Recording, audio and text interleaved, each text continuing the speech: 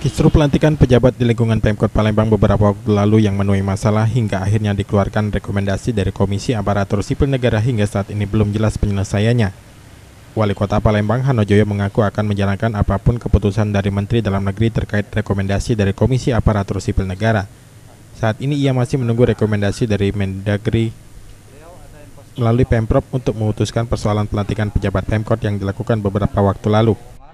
Nah, kalau provinsi sebagai panjangan tangan pemerintah pusat daerah nanti akan kita tunggu. Oke, tunggu sabar. Sejauh ini, menurut KSN, penyelesaian yang dilakukan pejabat lama yang non-job serta pejabat baru akan diseleksi melalui pansel yang akan dibentuk bersama Kementerian Dalam Negeri dan Kemenpan RB serta KSN. Artinya, jika dulu belum ada seleksi hanya menggunakan baper jakat, kali ini akan diseleksi oleh tim dari pusat. Jabatan-jabatan yang diisi tanpa melalui prosedur akan dikosongkan dan jabatan akan diisi oleh pejabat sementara atau pelaksana tugas.